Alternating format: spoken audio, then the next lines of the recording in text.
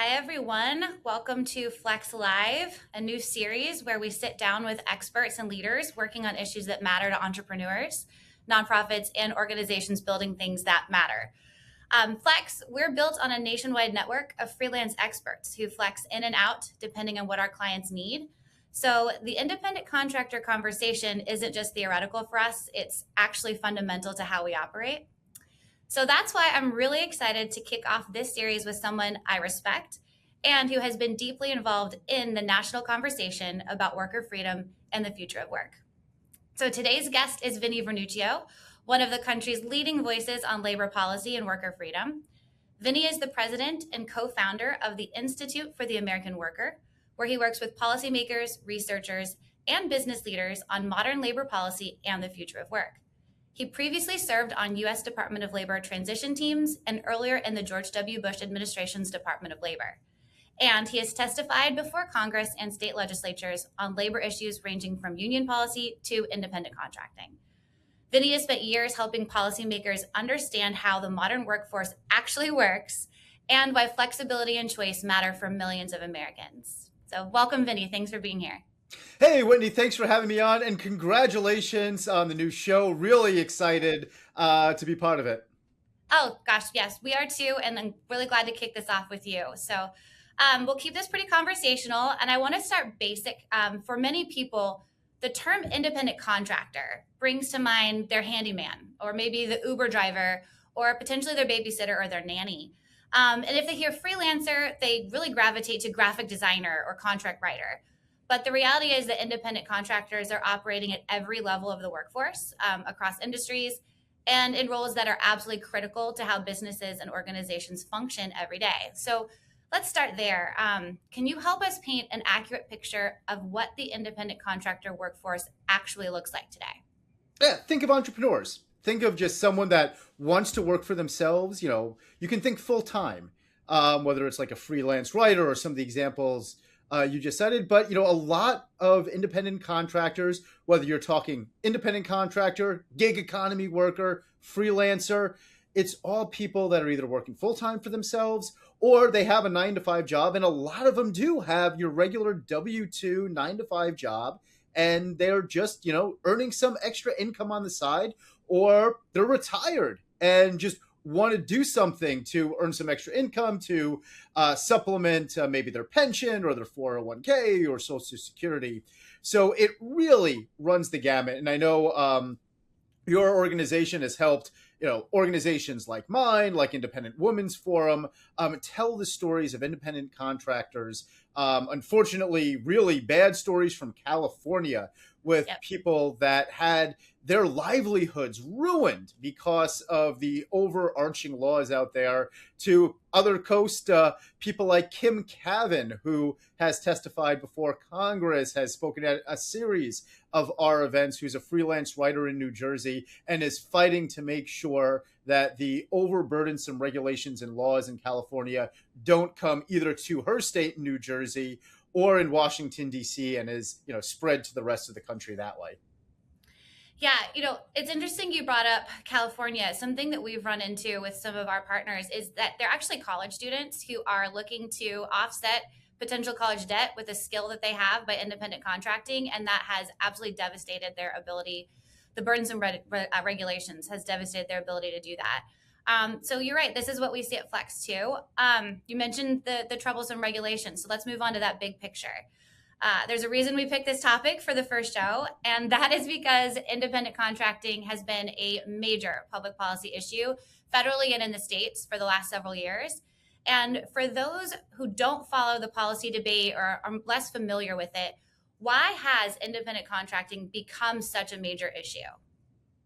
Because you're seeing more and more people gravitate towards working for themselves, whether because they want that flexibility, whether it's because they want to work from home or that mobility, or they have now the opportunity to, be an Uber driver or a Instacart delivery person. And, those are kind of the ones that, people think of now with gig economy, but Yes. it's so much more than that. Like we were just talking about, it's freelance writers and musicians. It's, some of the construction that you were talking about, of owning a small business. But it really is that we're looking at modern labor policy for the modern workforce. And I think a lot of people are starting to gravitate towards that, whether to make side income or to make it a career of being an entrepreneur. And Whitney, I can't joke about this. Well, I can't use this joke anymore. But I used to be able to say before I went full time at I4AW that I wasn't just the president; I was a client. So if you want to paint a picture of what an independent contractor looks like, that's what I was doing. Yeah. I was working for multiple organizations. I love the flexibility. I love the ability to make more money. The harder I worked, the more clients that I got. And it was a great lifestyle. Now, thankfully, my dream with I4AW, it's grown and it's expanded, and I'm full time now. But for a number of years there, I was working as an independent contractor for all of these different groups, and really valued that flexibility and that opportunity to help provide for my family.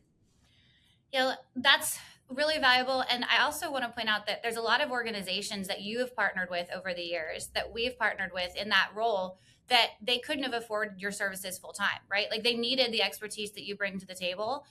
People who work with us, they need the expertise that our partners bring to the table. And it's better for them. They grow and they are stronger companies, nonprofits, whatever they're doing, because they have access to talented independent contractors that can lend their talents to the work where it matters. And I think efforts to restrict that don't just impact the worker, they impact those companies, especially small business owners. No, that's absolutely right. I mean, it was a win-win on both sides. It was, the clients that I was working for, they didn't have to pay a full-time salary, but they also didn't need full-time work. Yes. But on my side, as a contractor, I was able to work with multiple organizations, not having to say, well, I'm, dedicated 9 to 5 to this organization or that organization. So it increased my earning potential and gave me the flexibility, especially when, my kids are still young, but when they were very young, be there with my kids while earning income and, essentially doing what I love, being an entrepreneur and making my own way. Love it. That's the American dream, right? It's absolutely, and that's why this is so exciting, because we're now seeing, I think there's some, I've seen a stat like 70 million independent contractors across the country, and they're living the American dream. They're being entrepreneurs. They're working for themselves, or they're helping supplement their income without having to jump through all of these employment hoops. So it really is an exciting time. It's a very exciting time. And one more kind of scenario for people who might not be familiar is there's a lot of women who leave the workforce for various reasons, whether it's they're raising their children or whatever else.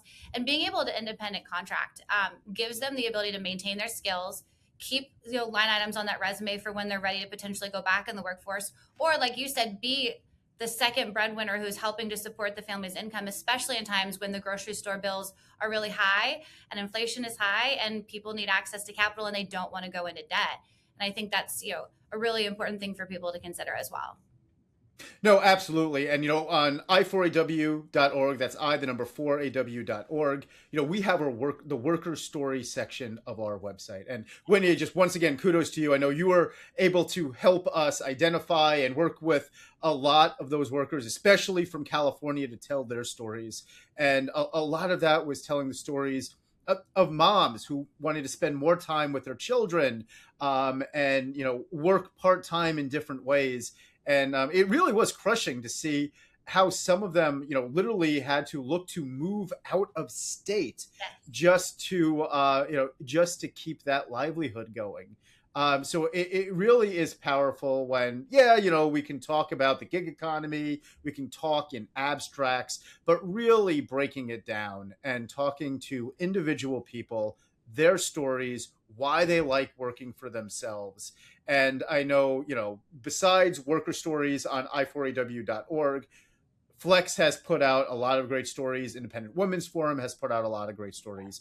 And that really is the heart of all this. When you script the policy away and all of that, it's about letting those entrepreneurs, whether you call them independent contractors, whether you call them gig economy workers or freelancers, it's just allowing people to make their own way, choose how they want to work, work with who they want to work. in a way that fits best for them and their families. 100%. You brought up the stories from California, but one of the biggest ones that I remember feeling impacted by when we were collecting stories for you was a veteran out of Arizona who had struggled with PTSD and independent contracting, and the jobs that he was able to get as a contractor were the reason he was able to work, with how he was dealing with therapy and other things. And, just, like you said, it's the individual American who's affected the most by this, and they're all in different circumstances and life stages.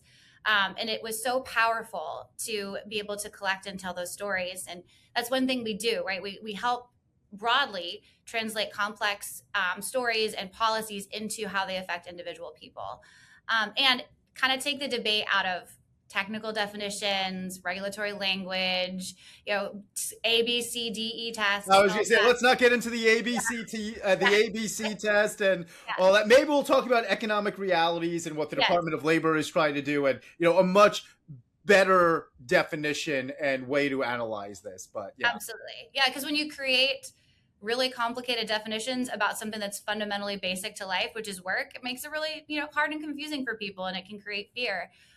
We've told people about clients we lost because they weren't sure they could keep us hired under vague rules. But from your perspective, and you touched on this a bit, how important has being able to collect those individual stories of those everyday hardworking Americans been to your conversations with policymakers and other influencers to understand what's really at stake in a debate like this? Oh, I mean, it's incredibly important. So, I mean, I've testified multiple times before Congress, and it's another policy wonk or near the beltway attorney, and that's needed. And I'm not going to lie to you and say someone that can really delve into the policy is not needed, and lawmakers and regulators need to hear that. But it's much more powerful to hear about Kim Cavan, that New Jersey freelance writer, testifying before the House or before the Senate and saying, don't take my livelihood away. Let me tell you from firsthand experience why my business model works for me and why I need that flexibility and why it's important. So telling those stories, putting a real face on who the good regulations will be helping and who the bad regulations and laws will be harming is incredibly important. And once again, kudos to Flex for some of the great work that you've done with that. We appreciate that. I think you're right. It's super powerful and important. And you influence a policymaker with their actual constituent, and you tend to have more of their ear. Anybody watching right now or who watches the clips of this later, if you were to give them what they need to do, like knowing that there's a debate about this right now, how can they be the most helpful to ensuring that we maintain freedom for workers, that the future of work looks as robust and wonderful as it should? Absolutely. So right now, the biggest ask is if you go to4aw.org, and you'll see on the resources Regulation Watch, and you can click on that and go to the backgrounder on the independent contracting rule that's before the Department of Labor right now. DOL put out a proposed rule to start rolling back some of the bad things from the Biden administration. And you have until April 28th to submit comments. So on that page, it details, what would be very helpful for DOL. So don't just go on there and say, hey, this rule is great. Yay. Click send. If you're an independent contractor, go do a comment, tell your story like we've been talking about. I mean, this is something that, Whitney, it's been great when I4AW was partnering with Flex, being able to get those stories and then bring them to Congress, bring them to the Department of Labor, tell those individual stories of how being able to work for yourself helps you. And then if you are a policy wonk, and this is, something else that we go into a lot of detail on the website and with folks at our shop like Jonathan Wolfson, who is spearheading a lot of our independent contracting work. Go into the Department of Labor's rationale and say, why they're right, or, other things that they should be thinking of to make it easier for workers to work for themselves. So the rule is essentially based on two core components, and, they're both kind of encapsulated in what's called the economic realities test. So, and it's really simple. It's, hey, do you have control over your own work? And if you have control over your own work, do you have the opportunity for profit of loss or loss? So when you think about business owners and entrepreneurs and even people doing side gigs. That's it. It's, do you control your work, and can you make money off of it? Or if you don't do a good job, can you lose money off of it? And that's the heart of what the Trump administration is proposing with this rule. And essentially, it's very similar to what they had in the first Trump administration. But it's a far cry from this, massive different 6-point test that the Biden administration put forward that was really kind of the eye of the beholder, and regulators could say, well, maybe you're doing this, but you weren't doing that. And it put a lot of independent contractors and their clients kind of in a bind, saying, well, wait, what does this mean? Yep. So the Trump administration, the test is very clear. It makes a lot of sense. And if you want to know, what the call to action is, it's go comment. You can do that via i4aw.org. Has all the instructions of how to get to the regulation website, and that is probably the biggest thing right now. Fantastic. And we'll make sure and put that information in the comments as well, so that if people are watching this later, they know where to go. And I would also encourage, if you are a small business owner, if you're a nonprofit leader, you too are affected by how you can engage with independent contractors. So make sure you're telling your story as well, because that is my story.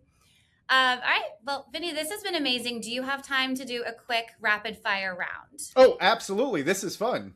All right, let's do it. All right. First, what is one myth about independent contractors that you wish would disappear completely?